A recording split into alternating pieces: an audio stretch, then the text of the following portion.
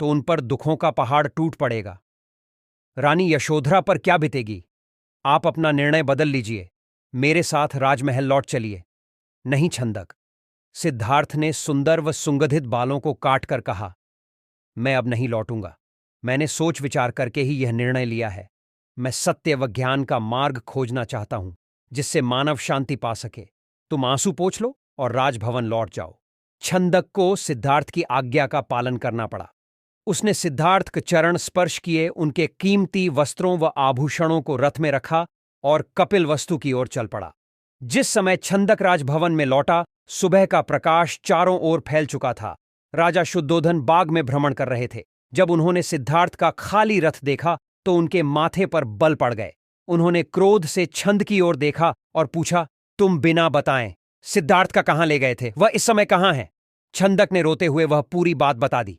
फिर रथ से सिद्धार्थ के कीमती वस्त्र व आभूषण लाकर उन्हें सौंप दिए। शुद्धोधन उन वस्त्र आभूषणों को छाती से लिपटाकर फूट फूट कर रोने लगे। उन्होंने कहा, विद्वान पंडितों व ज्योतिषियों की भविष्यवाणी आज सच हो गई। मेरा बेटा संसार के सभी सुखों को ठुकराकर सन्यासी बनने चला गया। रानी प्रजावती को जब इस बात की सूचना मिली तो वह पछाड़ खाकर गिर पड़ी। जब यशोधरा तो पता चला तो वह भी इस बात को सहन न कर सकी। वह विलाप करने लगी, हैं स्वामी, तुम बिना कहे ही घर छोड़कर चले गए। मुझसे कम से कम एक बार मिल तो लेते। क्या मैं इस योग्य भी गए? मुझसे कम से कम एक बार मिल तो लेते। क्या मैं इस योग्य भी नहीं थी?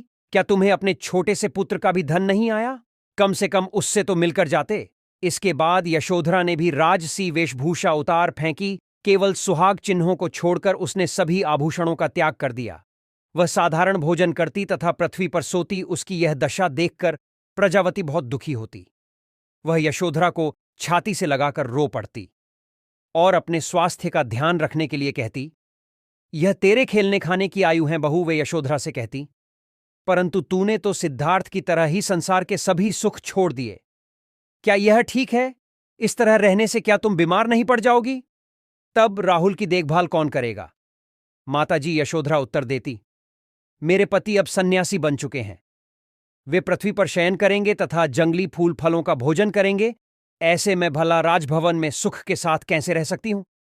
आप कृपया दुखी न हो। राहुल में ही इसके पिताजी की छवि को देखें, इससे आपको शांति मिलेगी। प्रजावती राहुल को छाती से लिपटाकर रो पड़ी। सिद्धार्थ के चले जाने के बाद कपिलवस्तु का हर व्यक्ति उदास हो गया। राजमहल में तो दुख का साम्राज्य ही स्थापित हो गया। ऐसे में केवल नन्हे राहुल की लिकारियां ही राजमहल में गूंजती तथा सबका मन बहलाती।